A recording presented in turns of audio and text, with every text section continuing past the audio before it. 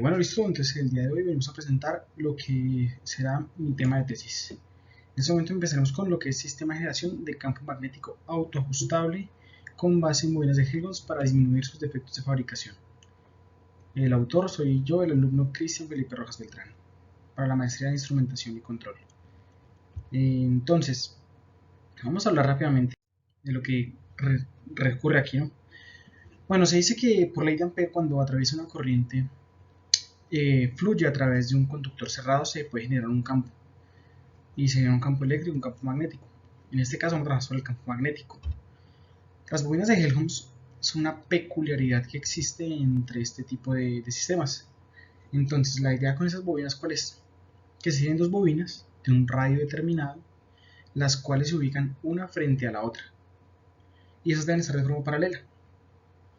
Así que en el punto centro de las bobinas, su campo va a ser homogéneo, totalmente homogéneo.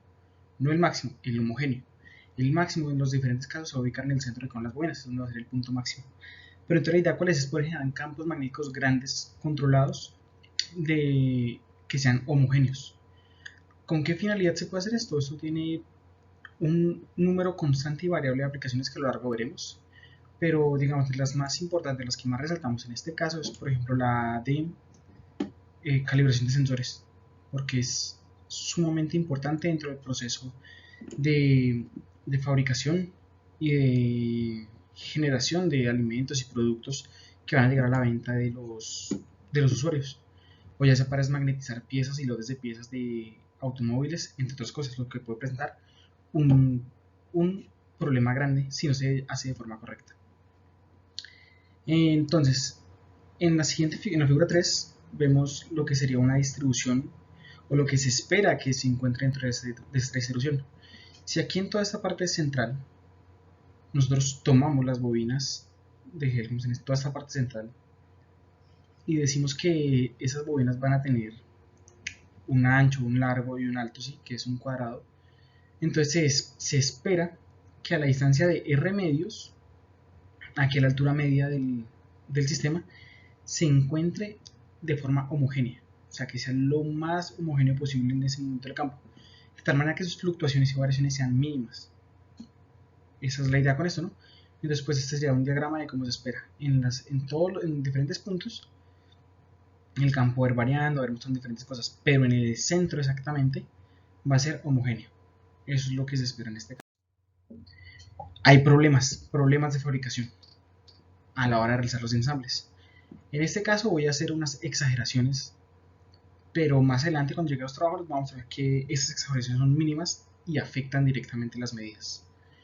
Uno de los principales problemas que se presenta aquí o que afectan ese tipo de relaciones es que las bobinas no queden de forma paralela, o sea, que la una no esté justamente frente a la otra, sino como se ve en la figura 4, que tengan una desviación. Eso quiere decir que alguna de las dos bobinas esté inclinada. Esto presenta problemas. ¿Por qué? Porque el vector de campo con respecto a un punto tiene que ser totalmente perpendicular a lo que se espera a la bobina. ¿Qué es esto? ¿Qué quiere decir? Tiene que estar a 90 grados ese ángulo, ese vector. ¿Esto en qué nos va a afectar? En que se va a mover lo del campo que les mostré ahorita. Ya no va a estar en el santo centro, sino se va a bajar o se va a mover. No va a ser lo que se espera matemáticamente. Y esto presentan errores. Son errores de fabricación o de calibración del sistema. Otro de los posibles errores que existen aquí o que hay también y que influyen dentro de esto es cómo se ve en esta figura. El cómo se va a ajustar el alambre de las corridas de cobre, del alambre de cobre. En este caso, lo que les muestro es si tuviéramos una bobina y hiciéramos un corte transversal de la bobina. Así veríamos cada uno de los alambres de frente. Entonces, hay dos posibilidades, que es lo que se estipula aquí, se estima aquí. Una, que quede exactamente línea sobre línea de cable. Esto va a representar un valor de campo. La otra opción es que sean desplazados, que estén desplazados, así como se ve en este lado, entonces que estén corridos un poquito y unos queden centrados sobre los otros. Esto genera otro tipo de matemáticas. Esto aunque sea diminuto y minúsculo, también representa ajustes o problemas de ajustes que se va a tener dentro del sistema. Y esto es durante la parte de manufactura que se realiza esto. Ya después de que esté montada la bobina, prácticamente tienes que aprender a vivir con ello. O sea, ya eso es lo que te va a dar, no hay nada más que hacer. Pues porque la única forma de arreglar esto sería volviendo a montar el sistema completo. Pero lo importante aquí es determinar que ese tipo de variaciones influyen dentro del sistema. Otro que puede pasar es el espacio de trabajo. ¿Qué pasa aquí? Aquí es como si tuviéramos dos bobinas enfrentadas una contra otra vez, pero hicimos un corte transversal. Entonces veríamos 4 bloques de las bobinas. ¿En qué influye esto? Aquí, ¿qué es lo que les quiero mostrar? Cuando nosotros queremos encontrar el punto óptimo, debemos buscarlo desde la mitad de donde esté el embobinado. Como les mostré en la figura anterior, las bobinas van creciendo, ¿cierto?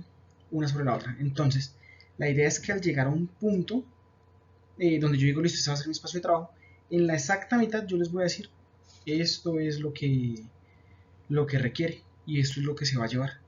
Entonces, desde el punto medio de todo el embobinado que ya tengo, es que se empieza a tomar la referencia de cuál va a ser el radio, que es la distancia de separación de mis bobinas.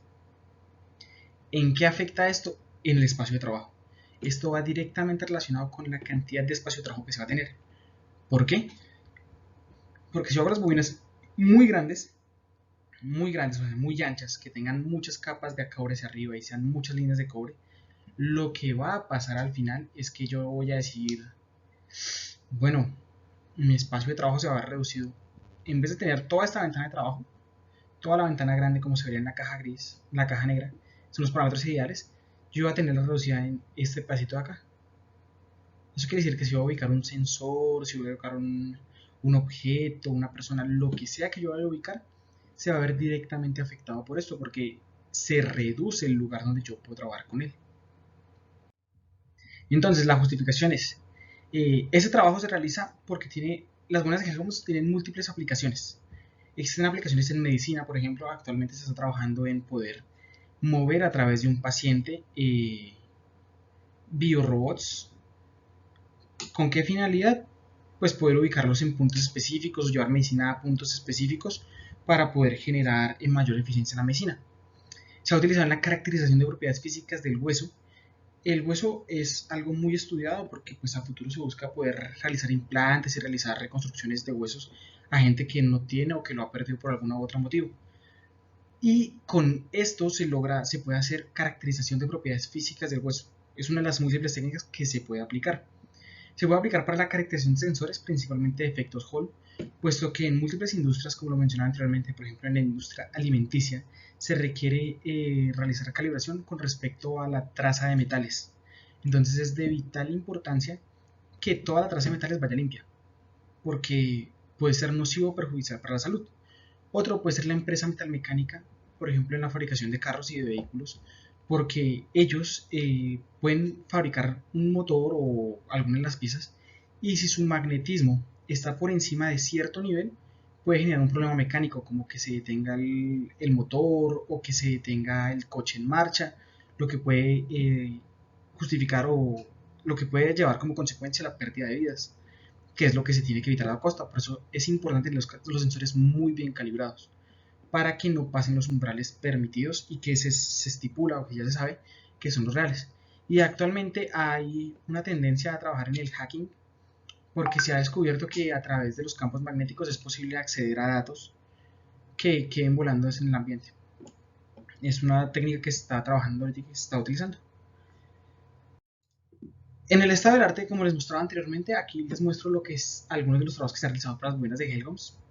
Estas bobinas de Helgoms, principalmente la gente que las está trabajando ahorita, las hace de forma fija. O sea, las ensambla y las miden y ya dicen, listo, esta va a ser la bobina, va a dar tanto valor, tanto campo y ya, no es más. Y las hacen para cosas muy específicas. Entonces ya es como, por ejemplo, lo primero que hace, lo utiliza para el robot terapéutico que yo les decía. Es para fármacos activos, lo que hace este. El otro está para calibración de sondas, por ejemplo, también utilizan aquí. Y aquí hay una parte importante que es lo que les decía. Ese está desviado, una presión angular de 0.2 militeslas. Esto refiere a pues, la desviación que va a tener esa bobina. Y como ven es una medida supremamente pequeña, que ni siquiera llega al radián. pero afecta directamente la medición del sistema. Entonces pues se utiliza básicamente en todos esos sistemas. Aquí están algunos de los valores. Entonces, para que nos hagamos una idea general del campo magnético, el campo magnético terrestre medio sobre la línea ecuatorial es alrededor de los 33 militeslas. Y como vemos aquí los valores, la más grande que han hecho es de 22 militeslas, pero tiene un voltaje de 500 voltios y una corriente de 40.71 amperios. Esto es una potencia altísima y va a tener demasiado calor este sistema. Los otros tienen campos de 2.56, 5, 4.9, es más o menos lo que manejan. Las ventajas de esto, pues la teoría lo que nos dice, lo que nos determina es que el campo funciona de forma lineal. Entonces, pues en teoría debería funcionar exactamente igual este tipo de sistemas. Los objetivos. El objetivo es desarrollar un sistema de generación de campo magnético basado en bobinas de Helmholtz que incorpore un sistema de control de corriente y de posición de manera independiente para disminuir el error de campo magnético generado. ¿Qué es la idea aquí? Poder hacer un control de corriente para mirar la corriente que fluye a través de las bobinas y dos, generar un control de posición para que las bobinas se ajusten y estén en una distancia óptima con respecto a la teoría para obtener el campo magnético óptimo. O sea, óptimo no sino en este caso el homogéneo, como les mencioné al inicio, que sea la línea central homogénea. Los objetivos específicos está el revisar la bibliografía de las bobinas de Helmholtz y el control de posición. Se debe realizar a lo largo de todo el proyecto. Diseñar el sistema mecánico y eléctrico de las bobinas de Helmholtz. Implementar el sistema mecánico y eléctrico de las bobinas de Helmholtz. Diseñar e implementar el control de posición y de campo magnético de las bobinas de Helmholtz. Comprobar hipótesis y redacción del artículo técnico. La hipótesis es que mediante el desarrollo de un sistema de generación de campo magnético con base en bobinas de Helmholtz, que incorpore dos sistemas de control independientes para corriente y posición, se minimizarán los defectos de fabricación y montaje hasta un 75%. Los defectos de fabricación y montaje son los mencionados anteriormente, todos los que les nombré al inicio. Entonces, la metodología, de forma rápida les desgloso, hace una revisión bibliográfica, un diseño CAD y electrónico. Si funciona o no funciona depende del proceso. Se procede a un montaje mecánico y electrónico. Si funciona y no, se continúa el proceso. Hay una caracterización de planta, esto ya para tomar valores finales para poder hacer los controles, y experimentación física y comprobación de la hipótesis. Eso es grosso modo lo que sería un esquema. Entonces tiene una referencia, hay un microprocesador, hay una electrónica de potencia, el sistema mecánico que es el que va a hacer el movimiento de las bobinas, están las bobinas de Helmholtz, un sensor de posición que es el que nos va a determinar las bobinas de Helmholtz en qué distancia están, y un sensor de corriente que nos va a determinar la corriente que fluye a través de las bobinas. Por último, estos son algunos parámetros de diseño que ya se han hecho con unos cálculos de posibles opciones para realizar los diseños, con los cuales se están realizando simulaciones en los diferentes sistemas. Aquí está lo que se muestra como un montaje, un posible montaje en Solid ya realizado, al cual se le han realizado pruebas mecánicas de tipo análisis de fuerzas para poder, y análisis de movimiento para poder determinar si la estructura en los materiales estipulados soportaría el total de la carga que se contiene. Y ya, eso sería todo por ahora.